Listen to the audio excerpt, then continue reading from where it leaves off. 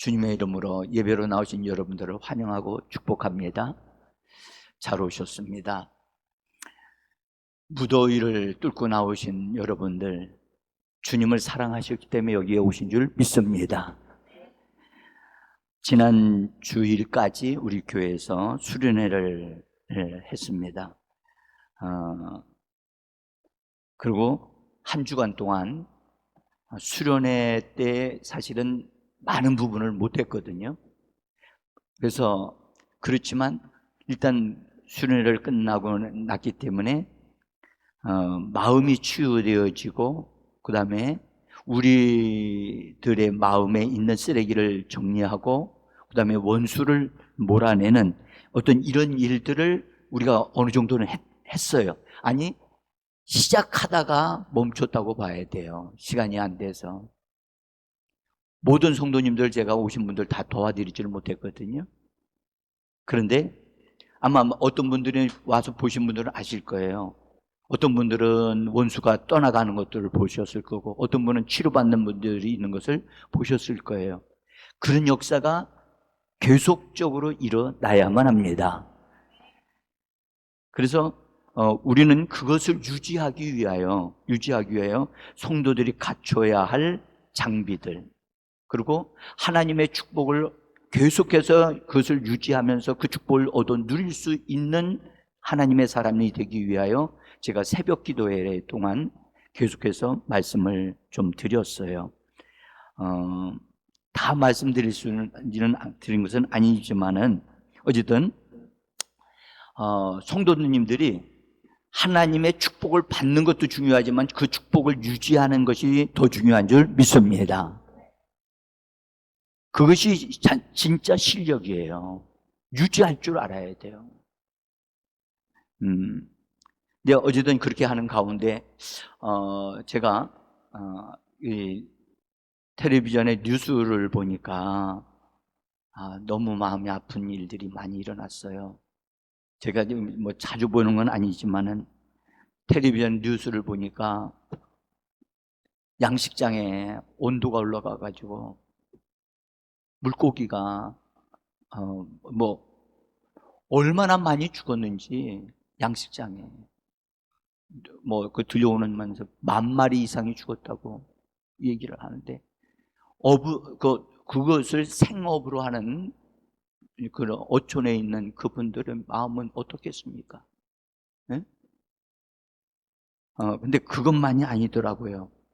가축 농가에서 닭들이 여러분들 수천 마리가 죽었더라고요.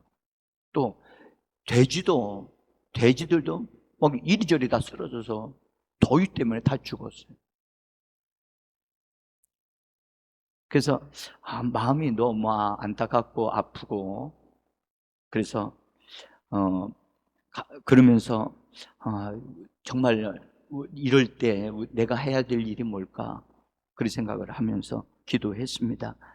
여러분들, 이 뜨거운 폭염, 여러분들 비가 너무 많이 와도 문제고, 너무 날씨가 뜨거워도 문제고, 근데 지금 이 지구상의 모든 곳곳마다 지금 다 난리가 났습니다. 네? 그래서 제가 그걸 보면서 제가 뭘 생각했냐면, 마지막 때의 징조가 아닌가. 마지막 때의 징조가 아닌가. 네? 그래서 그 마지막 때에 대한 하나님이 주신 말씀이 데살로니가 전서 5장에 있는 말씀입니다. 그래서 주님이 재림하실 때에 그때의 성도들이 어떻게 신앙생활을 해야 될 것인가에 대한 말씀을 해주신 것이 이 데살로니가 전서에 나오는데, 이 사실 데살로니가 교회 성도들은 신앙이 깊은 신앙인들이 아닙니다. 그래서 어린 신앙인들인데 그들을 굳게 붙잡아 주기 위하여, 그 다음에 예수님의 재림하실 때 이 세상이 참 살기 어려울 때에 그 어려울 때를 믿음으로 어떻게 살아야 하는가, 그것을 우리에게 해주신 말씀입니다.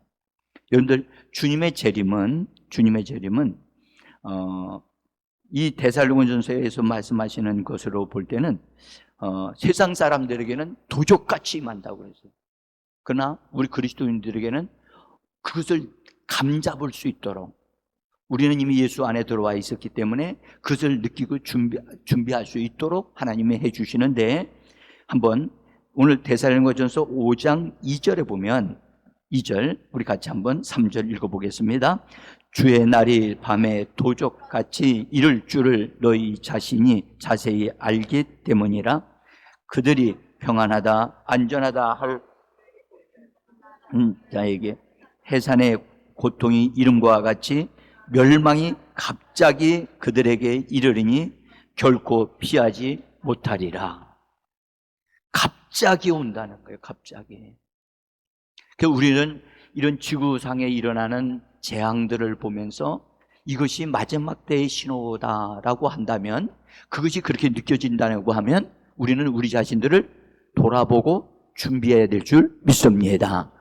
근데 이런 걸 보고 이건 온도가 상승되기 때문에 온도의 변화로 인하여 지구가 지금 고통을 당하고 있는 거야 하는 자연적인 증상으로만 본다면 그들은 전혀 하나님께로 마음을 돌이키지 않습니다. 그래서 이때를 참으면 되겠지, 어려움을 참으면 되겠지. 그렇지만 그리스도인들은 이것이 주님이 재림하시는 징조가 아니냐. 실제로 여러분들 어떤 분들이 기도하다가 그렇게 주의 음성을 들었다고 저한테 말씀하시더라고요. 주님이 곧 오실 거다. 내가 곧 갈 거다. 네? 곧 갈 거다. 여러분들 그런 음성을 듣는 사람이 한두 사람이 아니에요. 지금 많습니다. 네? 그래서 우리는 이런 자연적인 어려움을 당하게 될 때 우리가 깨어 있어야 될 줄 믿습니다. 옛날에 우리 믿음의 선조들은 여러분들 바람이 불거나 태풍만 와도 우리 주님이 재림하시는 소리가 아닌가 그렇게 느꼈다고요. 응?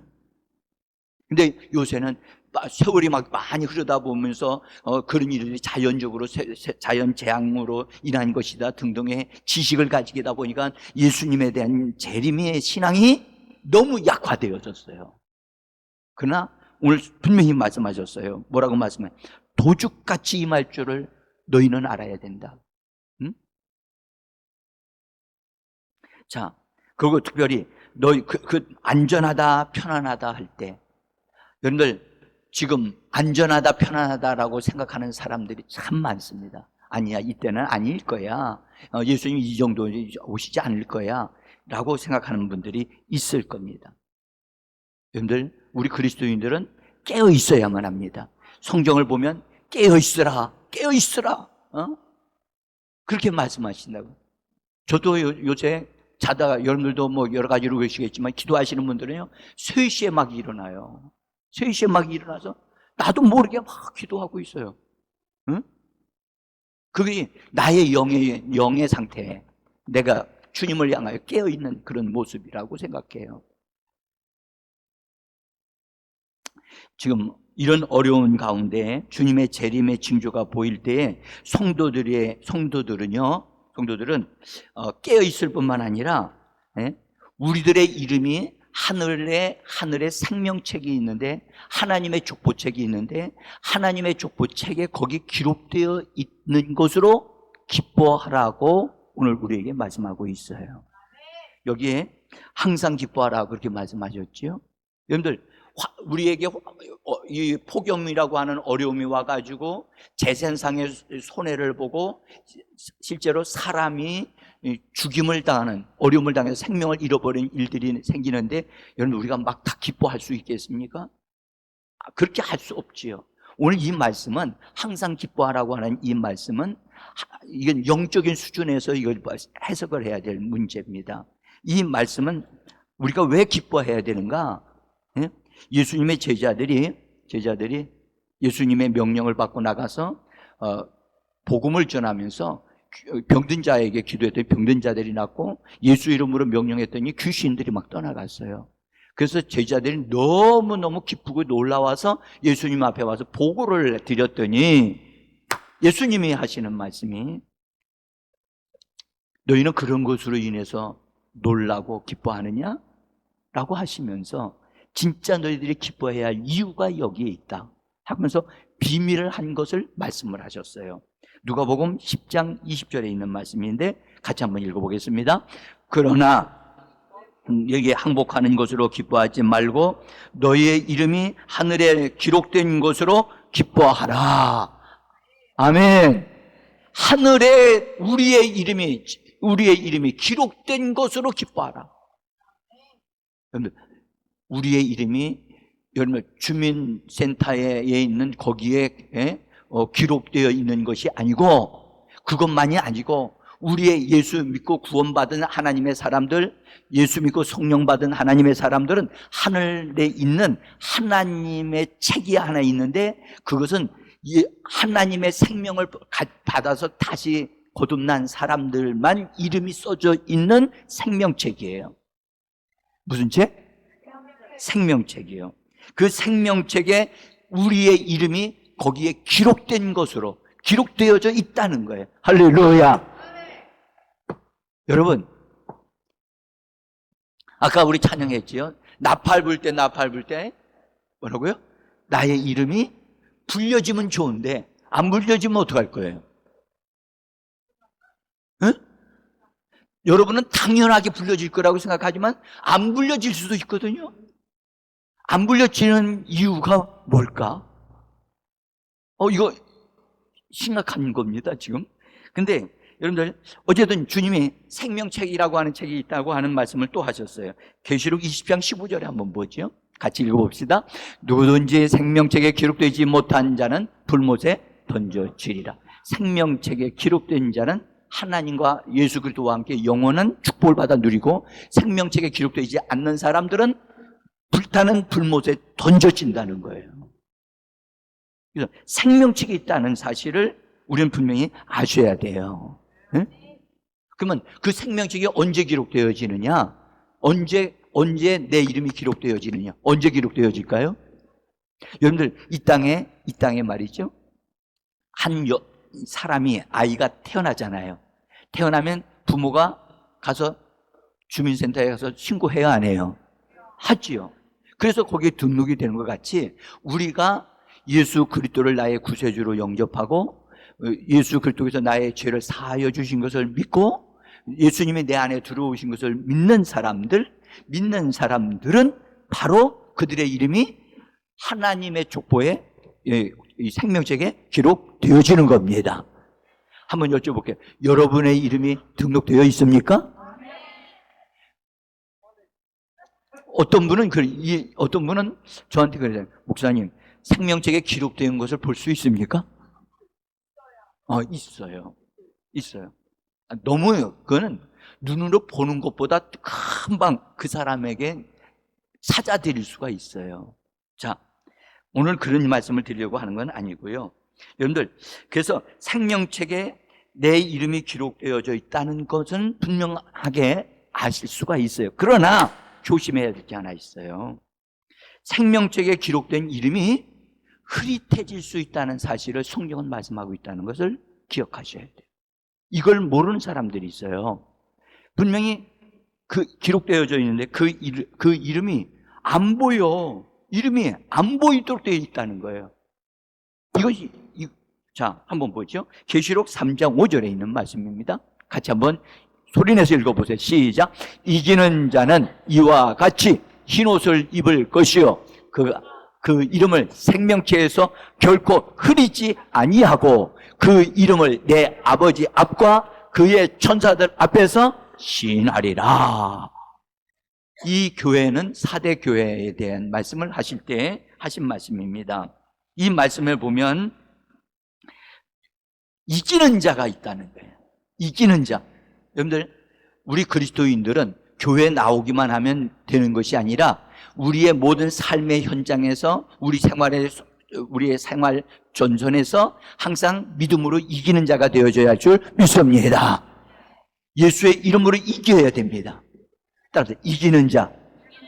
여러분들, 이기는 자는 믿음으로 이긴단 말이지 세상의 실력으로 이긴다는 게 아닙니다. 하나님의 말씀으로 이기는 거예요. 할렐루야. 그래서 이기는 자가 돼야 돼요. 지는 자가 되면 안 돼요. 여러분들, 지는 자에게는 하나님의 축복이 없어요. 근데 이기는 자에게는 반드시 하나님의 축복의 말씀이 있어요. 근데 여기 4대 교회에 대해서 이 성도들이 하시면 이기는 자에는 이와 같이 흰옷을 입을 것이라. 무슨 옷을 입는다고요? 흰옷. 여러분들 꿈에 잠을 자다가 꿈에 하나님이 내가 하얀 드레스를 입고 있는 것을 꿈을 꾸신 분들이 계실 수 있습니다. 저는 그런 분들의 얘기를 들은 적이 있으니까요. 예? 이 흰옷을 입는다? 이거 보통 축복이 아니에요. 자, 거기서 그렇게 흰옷을 입을 것이요. 내가 그 이름을 생명책에서 결코 흐리지 아니하고, 여기 흐리지 아니한다? 그러면 잘 보세요. 생명책에 이름이 기록이 되어졌으면 그 이름이 여기 흐려진다는 것을 본다면 그 이름이 광채가 나는 이름이 있다는 거예요. 네? 이 두 가지 것을 이 말씀 하나로 찾아볼 수 있는데, 여기 흐린다는 말은 본래 원문의 뜻을 보면은 석회를 바른다는 뜻이에요. 하얗게 휘칠한다는 뜻이에요. 분명히 생명책에 그 사람 이름이 기록되어져 있는데 그 사람의 이름 위에다가 휘칠을 한 거야. 뭔가를 덧칠을 해가지고 그 이름이 안 보이는 거예요. 흐릿해져. 근데 나팔 부는 날에 천사들이 이게 하나님께서 다 보내실 때 그 사람의 이름을 불러줘야 그 사람이 올라오는데 그 사람의 이름이 안 불러지면 천사들이 가서 그 사람을 데려올 수가 없잖아요. 그 생각, 내 이름이 빠졌다? 내 남편이고 내 자식의 이름이 빠졌다? 이거 끔찍한 일 아닙니까? 나는 여러분들에게 이 말씀 드립니다. 나는 여러분들이 내 이름이 생명책에 기록되어졌다는 사실은 분명히 우리가 예수 믿고 구원받은 사람은 그렇게 되어져 있는데 흐릿해져 있지는 않는지 여러분들, 그럼 어떻게 할 때 흐릿해집니까요? 어떻게 할 때 그 이름이 막 광채가 날까요? 여러분들, 우리는 예수를 믿고 거듭날 뿐만 아니라 우리 안에 예수의 생명이 들어온 줄 믿습니다. 예수의 생명으로 사는 자, 예수의 이름으로 사는 자, 다시 말하면 성령을 받고 성령을 따라서 삶을 사는 자, 성령을 따라 삶을 사는 자는 여러분들 그분의 이름이 광채가 납니다. 그분이 활동적으로 믿음으로 활동하고 있는 사람은 광채가 나요. 그런데 그 사람이 예수를 믿으면서도 자기식으로 믿고 예수님의 이름을 의지하지도 않고 기도 생활도 안 하고 다 육신적으로 삶을 사는 사람은 그 휘칠을 하는 거예요. 휘칠이 되어져서 점점 안 보이기 시작하는 거예요. 어떻습니까? 여러분들, 여러분의 이름에 광채가 나고 있습니까? 아니면 휘칠을 하고 있습니까? 그렇게 되기를 원합니다. 진짜 그렇게 됐으면 좋겠습니다. 그런데 여러분, 참 그렇게 되기 위해서는 기도해야 되거든요.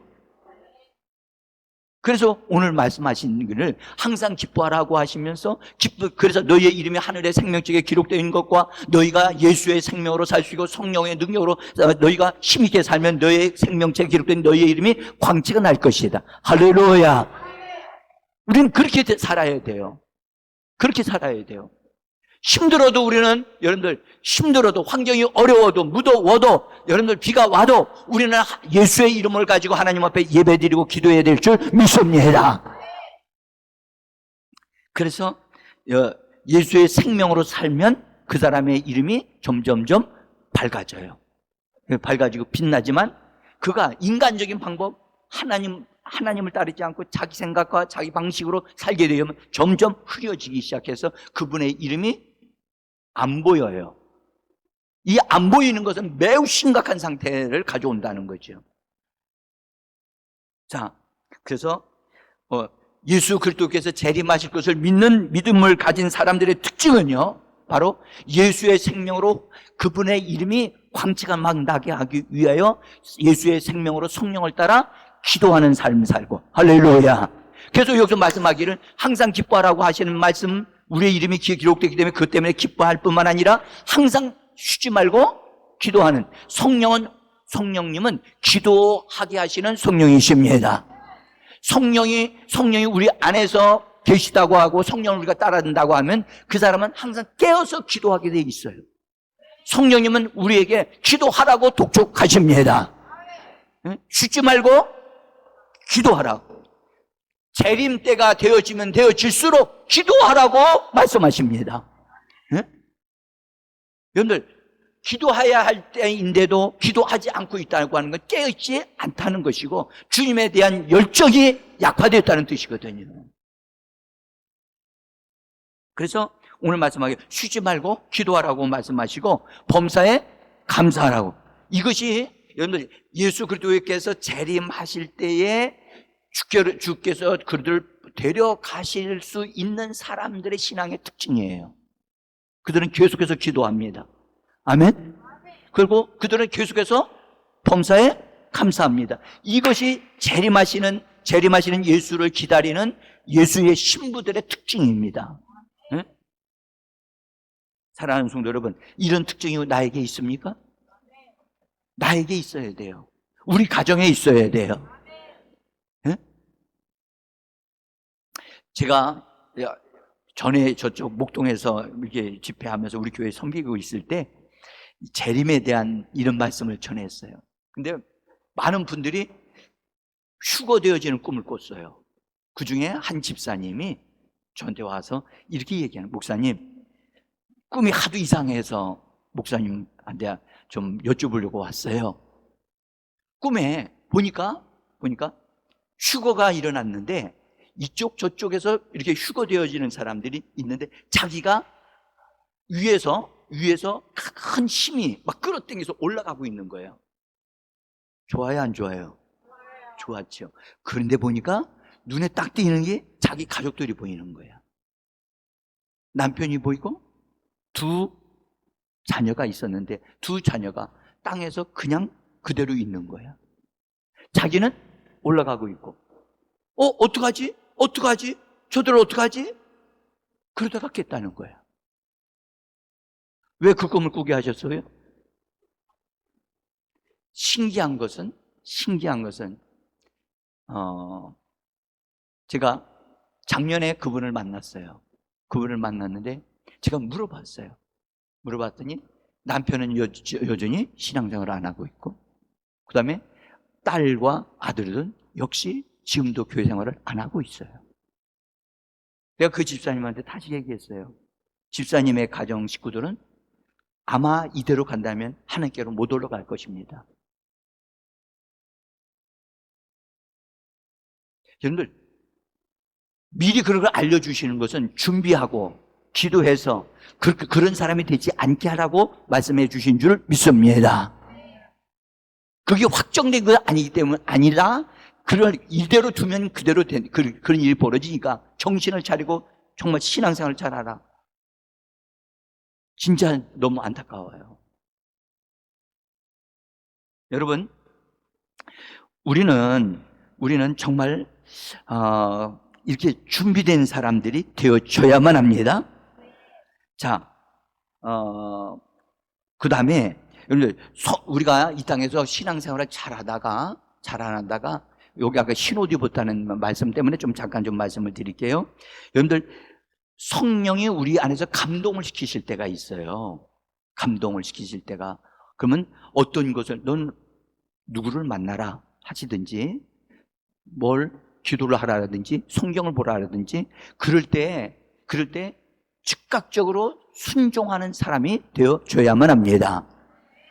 순종하는 자가 복이 있습니다. 그런데 그렇게 순종을 잘하는 사람들이, 신앙생활 잘하고 좋은 사람들이 예수님이 재림하시기 전에 먼저 하늘로 올라가는 사람이 있어요. 그러니까 예수님이 재림을 하시기 전에 먼저 올라가는 사람이 있다고. 그들은 어디로 올라가느냐? 보좌로 올라가요.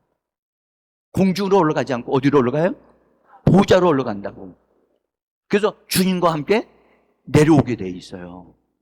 여러분들, 영광스럽지 않습니까? 자, 이거 제 말이 아니라 성경의 요한계시록에 나온 말씀이에요. 이 말씀에 계시록에 이런 사람들은 어떤 사람이야? 계시록 14장 4절에 보니까 이들은 이들은 신앙의 특징이 있어요. 같이 읽어봅시다. 이 사람들은 여자와 더불어 더럽히지 아니하고 순결한 자라 어린 양이를 어디로 인도하든지 따라가는 자며 그 입에는 거짓말이 없고 흠이 없는 자더라. 이 보좌로 올라가는 이 사람들은 매우 독특한 특징을 가지고 있는데 그는 여자와 더불어 뭐 하지 않냐고요? 더럽히지 않는다. 이 여자는 뭐를 말할까요? 이 여자는 세상에 있는 모든 여자를 말할까요? 아니에요. 이 여자는 세상을 말하는 거예요. 세상에 있는 것들을 말하는 거예요. 세상에 있는 것들로 인해서 더럽히지 않는 사람. 자, 어쨌든 제가 세세하게 말씀을 드리지는 없지만 아주 일단 말씀. 세상 것으로 인하여 자기를 더럽히지 아니하고, 여러분들 세상에 있는 것, 우리 사람들을 더럽히는 것이 많아요, 적어요? 너무 많아요. 응? 유혹이 너무 많다니까요. 근데 그들은 순결한 자라. 신앙의 상태가 순결하면, 여러분, 순결하고 깨끗하게 되어지려면 여러분들 더러운 사람과 접촉하는 것조차도 조심해야 되겠죠. 그렇죠? 세상에 더러운 것들이 얼마나 많은지 몰라요. 네? 여러분들 담배 태우시는 분들, 여러분들 그분들 옆에 가 있으면 그분들 담배를 쫙쫙 이렇게 피웁니다. 근데 그분들하고 같이 한참 얘기하거나 같이 있으면 나에게 내 머리털과 나의 옷에 냄새가 묻어요, 안 묻어요? 그것만 묻는 게 아니라 사실은 내 몸 안으로 들어가거든요. 간접 흡연이 된단 말이죠. 그러니까 우리를 그와 같이 세상 것으로 우리 자신을 더럽히는 그것을 더럽히지 않으려고 하려고 하니까 이 사람들은 대가 지불이 굉장히 큰 거예요. 더구나 어린 양이 어디로 인도하든지 따라가는 자래요. 어떻게 해요? 어린 양이 어디로 인도하든지 뭐 하는 자? 이 사람은 자기 주장, 자기 고집이 없는 사람이에요. 네? 자기 유익, 그것도 상관도 안 하고, 그것도 생각하지 않고, 주님이 원하시면 내가 희생된다 할지라도 그걸 선택하는 사람이에요. 네? 또 이 사람은 입에는 거짓말이 없대요. 뭐가 없어요? 거짓말이 없고 또 뭐가 없어요? 흠이 없어. 여러분들 이렇게 살기가 정말 어렵습니다. 그런데 이 사람은 이렇게 살기로 결단을 한 거예요. 믿음은 선택입니다. 여러분, 믿음은 막 저절로 되는 게 아니에요. 믿음은 내가 어떻게 살 것인가를 선택하는 거예요. 그래서 이 사람들이 아주 신앙생활이 굉장히 아름답고 정말 보배와 같은 사람들이라. 너무 아름다우니까 하나님이 그들을 보좌로 먼저 데려가신다니까요. 우리 함께 여기 동참하면 어떨까요? 좋겠죠? 근데 우리가 대가를 지불해야 되겠죠? 대답은 좋긴 좋아요. 근데 이런 삶을 살기로 결단하고 하나님 앞에 성령의 도우심을 구해야 되지 않겠습니까? 우리 힘으로 이렇게 할 수 없어요. 성령이 도와주셔야만 합니다. 어린 양이 어디로 인도하든지 따라가는 자가 되어진다면 얼마나 좋을까요? 아멘? 저는요, 제가 가끔 우리 목사님들 모임에 자랑을 하는 사람이 한 사람이 있어요. 우리 김정규 목사님이에요. 여러분들, 저와 함께 여기서 신앙생활을 하면서 우리 교회에서 함께 신앙생활을 하기로 결단하고 한 그때로부터 단 한 주일도 빼놓지 않고 대구에서 여기까지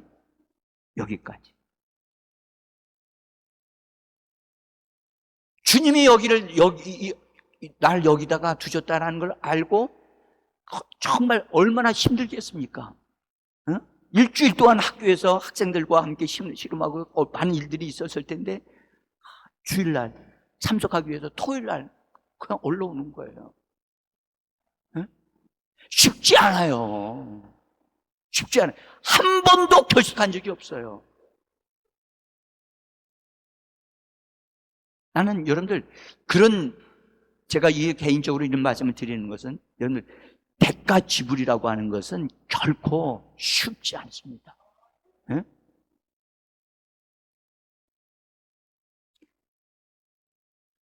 성령께서 우리를 인도하실 때 감동을 억누르는 자가 되어서는 안 돼요. 아멘?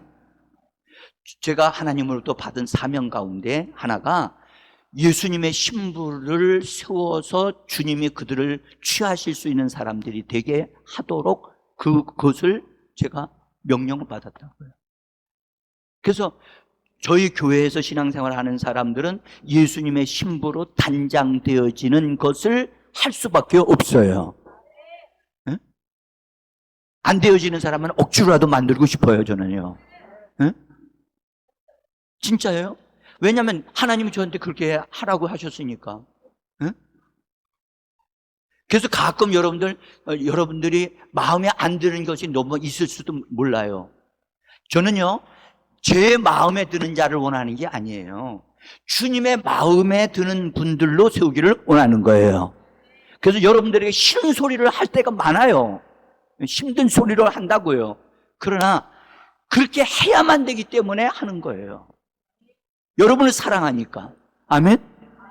예수님의 신부도 되어질 뿐만 아니라 기왕이면 이렇게 보좌로 올라가서 하나님, 우리 주님이 정말 너무너무 기뻐하시는 그런 사람이 되어줬으면 좋겠어요. 자, 주님의 재림을 기다리는 사람은요, 여러분들, 반드시 이 땅의 교회 생활을 통해서 어떤 특징을 가지고 있느냐 하면 성령의 나타남이라고 하는 성령의 은사와 능력을 기다리는 사람들이에요. 아멘? 그래서 오늘 성경 말씀하기를 뭐라고 그랬냐면 성령을 소멸하지 말고 예언을 멸시하지 말라고 말씀하셨어요. 이것은 성령의 나타남에 대한 말씀이거든요. 성령이 우리 안에 들어오실 뿐만 아니라 우리를 통해서 역사하시는 분이십니다. 그분이 뭔가를 우리에게 나타나시고 나타내기를 원하시는데 그 하나님께 쓰임받는 사람이 되어지게 하시는 겁니다. 할렐루야. 이 땅에 여러분들 삶을 살다가 자기가 원하는 것을 자기가 원하는 일들을 하면서 사는 사람들이 있어요. 그런데 하나님이 원하시는 일을 하다가 일을 하면서 사는 사람이 또 있어요. 전혀 삶은 같은 삶인 것 같이 보이지만 차원이 달라요. 여러분들 성령이 우리에게 임하시게 되면 요엘 선지자가 예언한 것이요, 환상을 보게 될 것이고 꿈을 꾸게 될 것이고 예언의 말씀을 주신다고 말씀해 주셨습니다. 나는 우리 교회 성도님들이 여러분들 하나님으로부터 성령으로부터 꿈을 받기를 원합니다. 또 환상을 보게 되어지기를 원합니다. 또 어떤 이는 하나님의 예언의 말씀이 우리에게 주어진다는 거예요. 하나님의 말씀이 주어지는 이런 일들이 성령으로 말미암아 이루어지고 성령의 나타남이 우리에게 현저하게 이루어진다는 거예요.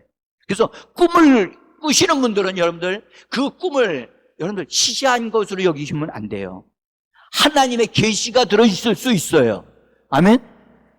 다르지 말합시다. 꿈을 꾸며 환상을 보며 예언을 주신다. 예언을 한다. 할렐루야. 성령이 우리에게 오시게 되면 이런 일들이 막 일어난다는 거예요. 그것이 비정상이냐? 아니, 그것이 정상이에요. 일어나지 않는 것이 비정상이에요. 아멘? 절 좀 보세요. 여러분, 근자에 하나님으로부터 환상을 보신 적 있나요? 근자에 하나님으로부터 꿈을 받으신 적 있나요? 근자에 하나님으로부터 예언의 말씀을 받으신 적 있나요? 만약에 아무것도 없다라고 한다면 성령의 나타남이 나타나고 있지 않는 거예요. 그 말이 무슨 말이냐? 성령님이 여러분들로 인하여 제한을 받고 있다는 뜻이에요. 성령님을 억누르지 마세요. 아멘? 성령님이 내 안에서 폭발되어 나를 뛰어넘어, 나의 생각을 뛰어넘어 역사하시도록 나를 열어 드리셔야만 합니다.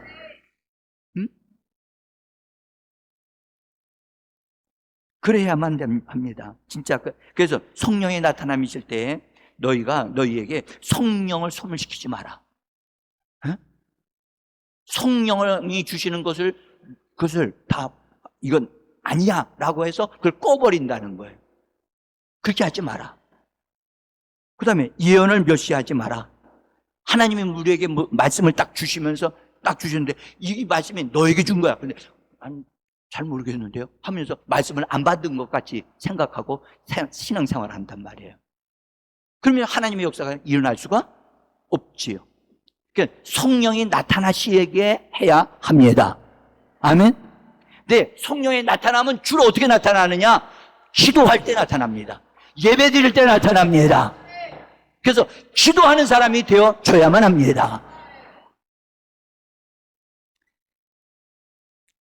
제가 여러분들 마지막 때의 성도들은요, 마지막 때의 성도들이 진짜 꼭 갖추어야 할 무기가 있어요.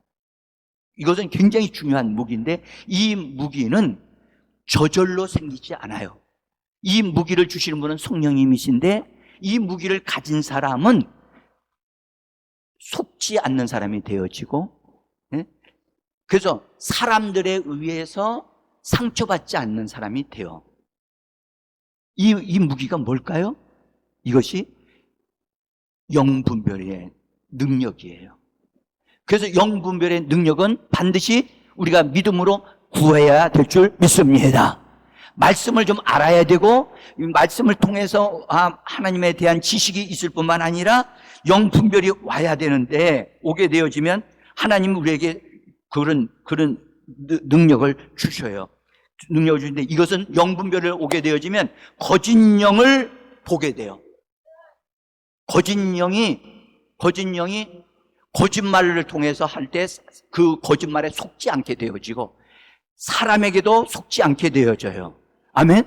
여러분들 마지막 때가 되어지면 정직한 사람보다 속이는 사람이 더 많아요. 응? 교회를 다니면서도 속이는 사람들이 있어요. 응? 자, 그래서 우리는 반드시 이 영분별이 이 시대에 필요합니다. 여러분들 이거 요한계시록 16장 13절을 한번 같이 보겠습니다. 같이 읽습니다. 또 내가 보니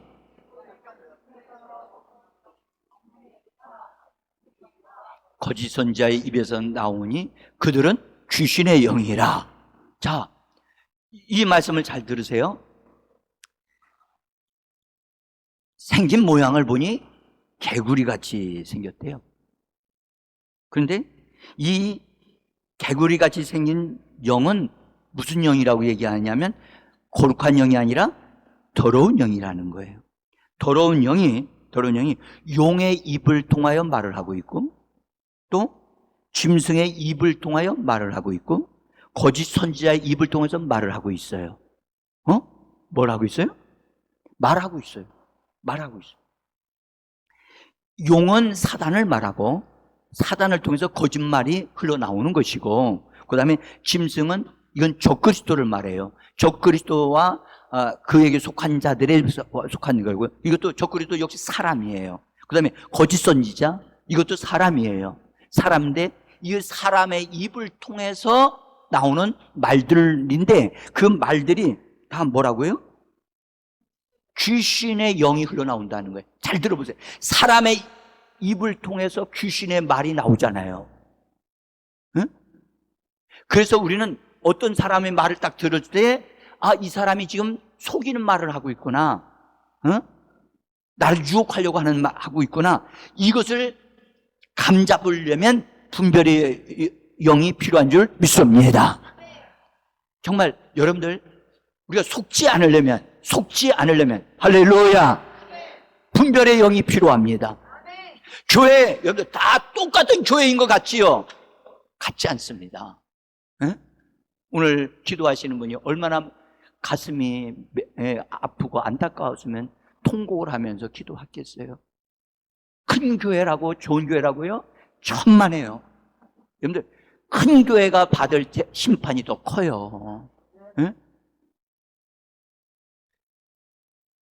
우리는 정말 여기서 여러분들 진짜 하나님의 말씀을 그대로 말하는 교회가 되어져야 할 줄 믿습니다. 그래서 그래서 여러분들 이런 이 귀신의 영이 활동하고 있기 때문에 이것은 지금도 세상 사람들을 통해서도 그런 말들이 우리에게 전해지기 때문에 누구하고 대화 나눌 때 그 사람의 말을 받아들이면 그 사람의 말이 귀신으로부터 나온 말이면 그 사람에게 귀신이 붙게 되어지는 거예요. 응? 지난번에 이거 말씀을 참 무익한 말을 말하지 말을 하고 말씀 제가 드렸죠. 지난번에 수련회 때 똑같아요. 여러분들 악한 영도 말을 통해서 역사해요. 여러분들 오늘날 교회도 하나님의 말씀을 통해서 교회는 성령이 역사하신 줄 믿습니다. 귀신도 마찬가지예요. 귀신도 더러운 말을 통해서 귀신이 역사하는 거예요.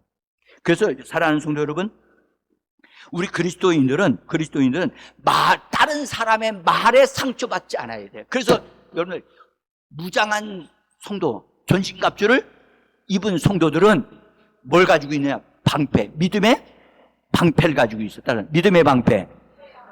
상대방이 나한테 무슨 말을 할 때 그 말에 의해서 상처받지 않도록 이건 내가 이 말을 거절합니다. 이 말을 예수 이름으로 나는 대적합니다. 이렇게 말로 그것을 처리할 줄 아는 자가 되셔야만 합니다. 그러면 보세요. 그 사람의 말에 의해서 내가 상처받았다는 걸 어떻게 하느냐? 그 사람의 말을 듣고 화가 나거나 그 사람의 말을 듣고 막 내가 눈물을 흘리고 있다는 것은 그 사람의 말에 내가 의도 터졌다는 말이에요. 응? 그러니까 그것은 바로 하나님 앞에서 내가 믿음의 방패를 사용하지 못했다는 것을 빨리 고백하고, 그래서 하나님 내가 그 사람 때문에 내가 그 사람이 이런 말들을 때문에 내가 내 마음에 상처를 받고 아파하는 것 더 이상 이걸 하지 않겠습니다. 우리는 이것을 스스로 자기 자신을 관리할 줄 아는 사람이 되어줘야만 합니다. 자기 자신을 관리할 줄 아는 능력 있는 사람, 그 사람이 그리스도인입니다. 자, 그래서 우리는 우리 자신을 잘 관리할 줄 알아야 돼요. 그래서 우리는 여러분들 신옷을 입고 있어야 돼요. 할렐루야. 신옷을 입은 사람, 여러분들 신옷은 뭘 의미하냐? 옷은 그 사람의 행동을 말하는 거예요. 여러분들 운동복을 입고 있는 사람은 지금 뭐 하겠다는 거예요? 잠옷을 입고 있으면 자려고 하는 거예요. 그러니까 옷은 그 사람의 행동을 말해주는 거예요. 근데 시단 말은 깨끗하다고 하는 말이고요. 의롭다고 하는 말이고, 그래서 우리 주님이 내가 그와 함께 다닌다라고 말씀하셨어요. 자, 한번 보지요. 계시록 3장 4절에 있는 말씀이에요. 같이 읽어봅니다. 시작. 그러나 사대에 그 옷을 더럽히지 아니한 자 몇 명이 네게 있어 신옷을 입고 나와 함께 다니리니 그들은 합당한 자인 영혼이라. 합당하다. 주님과 함께 다니기에 합당하다는 거예요. 응? 여러분들 주님과 동행하는 자가 되려면 적어도 여러분들 우리는 깨끗한 자가 되어줘야 할 줄 믿습니다. 주님과 함께 다니는 자가 더럽고 흉측한 사람이 있다면 주님도 그렇게 취급당하실 수 있잖아요. 그러니까 우리가 깨끗해야 된다는 것을, 그래서 신옷을 입은 자다. 근데 참 안타깝게도 뭐라고 그러냐면 몇 명밖에는 없다는 거예요. 많다고 말씀하지 않고 그 교회가 다 나와 함께 다닌다고 말씀하지 않고 몇 명밖에는 없다는 거예요. 여러분들 오늘날 한국 교회에 많은 성도들이 있지만 주님과 함께 다니는 사람이 얼마 되지 않는다는 사실을 아셔야 돼요. 나는 우리 교회에 나오는 성도들이 예수님과 함께 다니는 정말 주님의 제자가 되기를 예수 이름으로 축복합니다. 그렇게 되기 위해서는 깨끗해야 됩니다. 아멘. 정직한 자, 양심을 속이지 않는 자. 아멘. 적어도 양심을 속이지 않는 자.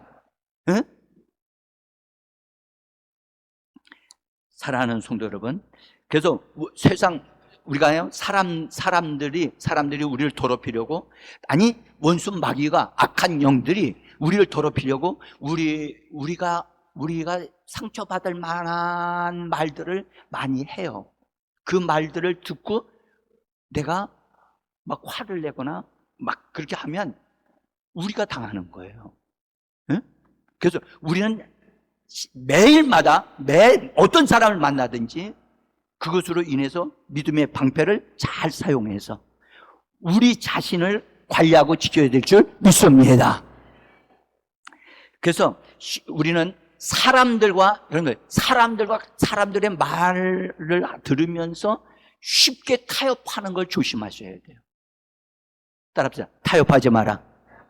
죄와 연결된 사람과는 타협하면 안 돼요. 죄 짓는 일에 함께 배타면 안 돼요. 응? 그래서 오늘 말씀하기를 맨 마지막에 이런 말씀하셨죠. 악은 어떤 모양이라도 뭐하라? 버리라고 말씀하셨어요. 악에 물든 어떤 것도 같이 붙잡지 말라는 거예요. 응? 그래서 우리는 마지막 때 예수님이 재림할 때에 신앙인들이 이런 특성을 가지고 있어서 자기 자신을 잘 관리해서 주님이 뽑아가시기에 합당한 하나님의 사람이 되도록 신앙생활을 하라고 우리에게 말씀하고 계신 줄 믿습니다. 사랑하는 성도 여러분, 우리는요 정말로 우리는 예수 그리스도 안에서 우리가 꼭 해야 될 것은 용서하는 데 능한 자가 되셔야 돼요. 아멘. 아까 기도하실 때 잘 기도해요. 용서해야 돼요. 누구를 위해서 용서하지요? 여러분들, 우리가 만약 용서하지 않으면 우리는 그것 때문에, 용서하지 않는 것 때문에 우리 자신이 더러워지게 되어지는 거예요. 그리고 하나님도 우리를 용서하세요, 안 하세요? 안 하셔요. 네? 우리가 그래서 우리 그리스도인들은 먼저 용서하는 자예요. 아멘? 그 사람이 나한테 잘못됐다 소리 안 해도 난 먼저 용서하는 거예요. 왜냐? 하나님과의 관계가 내가 이거 어그러지면 안 되어지니까요. 네? 그래서 사랑하는 성도 여러분, 나는 이 말씀을 꼭 드리고 싶어요. 예수님보다 더 사랑하는 건 이 세상의 것들이 너무 많아요. 네? 여러분들, 우리 집에서도 그렇고 다른 어디서도 갖고 그렇고 좋아하는 게 너무 많아. 그런데 그 좋아하는 것들은 원수가 우리를 유혹하여 거기에 걸리도록 하는 덫이거든요. 응? 세상은 이런 것들로 지금 넘쳐납니다. 응? 옛날에 여러분들 아담과 하와를 유혹하기 위해서는 선악과의 나무를 통해서, 뱀을 통해서 유혹을 했어요. 그렇죠? 지금은 실제로 있는 짐승을 통해서 우리를 유혹하지 않습니다. 그렇죠? 근데 그렇지 않아도 너무나 많은 것들이 우리를 유혹하는 게 너무 많은 거예요. 자, 야고보서 4장 4절을 한번 보고 우리 이제 마무리 짓겠습니다. 우리 같이 한번 읽어보겠습니다. 가늠한 여인들아, 세상과 덧된 것이 하나님과 원수됨을 알지 못하느냐? 그런즉 누구든지 세상과 벗이 되고자 하는 자는 스스로 하나님과, 세상이라고 하니까 세상의 것들을 말하는 거예요. 세상에 있는 것들과 벗이 되고자. 벗이 뭐 하는 거죠? 친구는 어떤 게 친구예요? 여러분들, 그거하고 자꾸 만나고 가서 같이 또 만나고 싶고 또 같이 밥 먹고 또 같이 하고 있는 게 벗이에요. 그죠? 세상의 어떤 것들과 이렇게 친해지게 되어지면 하나님과 뭐가 된다고요? 원수가 된다. 그래서 세상에 있는 것들이 우리가 주님보다 그걸 더 사랑하게 되고 그걸 더 소중하게 여기게 되어지면 하나님과 스스로 원수가 되어지는 관계로 만드는 거예요. 응? 나는 우리 교회 성도들이 예수님의 신부가 되어지기를 간절히 원합니다. 한번 옆에 분들과 한번 보시면 당신은 예수님의 신부입니다. 그러면 옆에 있는 분들은 진짜입니까?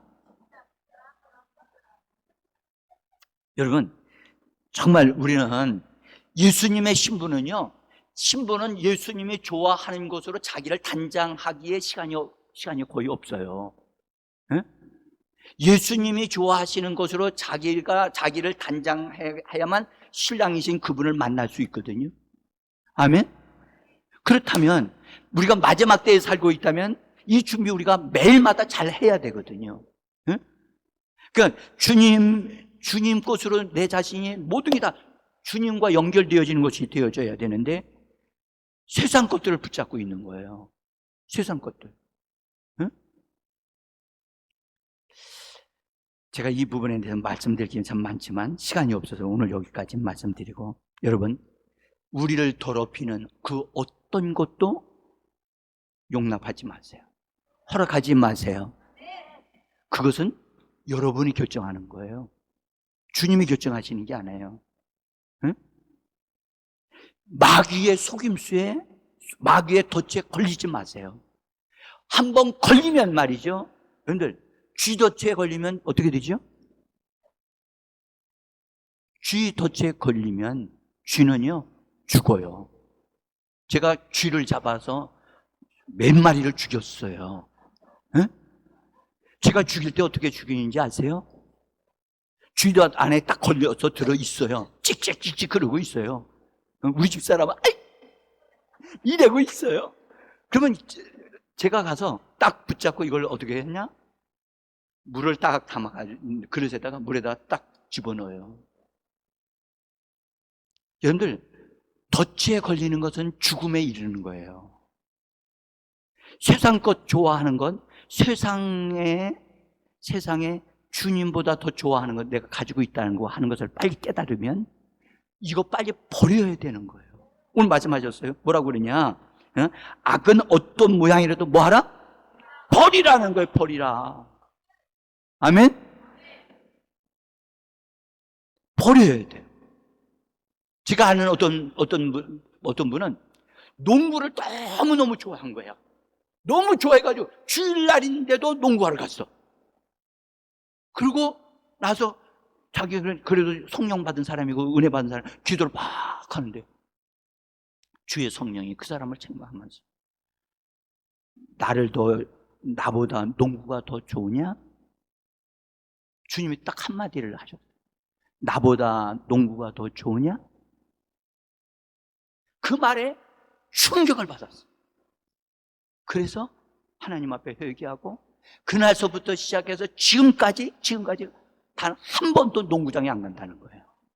농구공도 안 만지고, 그것뿐만 아니라 다른 운동조차도 절대 주님이 허락하지 않는 것도 하지 않는다는 거예요. 여러분들, 정말 나는 그분이 정말 멋있는 신앙이라고 생각해요. 응? 우리는 버렸다가 붙잡고. 여러분들, 휴대폰이 신이 된 사람이 있어요. 이것 없이는 못 살아. 자면서도 옆에 두고 있어. 주머니에. 휴대폰 여러분들 없이도 살아야 되거든요. 나는 말씀드립니다. 휴대폰이 없어도 되고 있는 사람들은 그건 휴대폰의 노예가 아니에요. 근데 휴대폰을 통해서 사람들을 노예화시키고 있는 이 시대라는 사실을 꼭 기억하셔야 돼요. 응? 우리 특별히 젊은이들 이거 속지 마셔야 돼요. 응? 그래서 나는 오직 예수 그리스도에게 붙잡힌 바 된 예수님의 신부가 되기를 원합니다. 따라서 나는 예수의 신부다. 시작. 나는 예수의 신부다. 다시 한번, 나는 예수의 신부다. 할렐루야! 기도하시죠.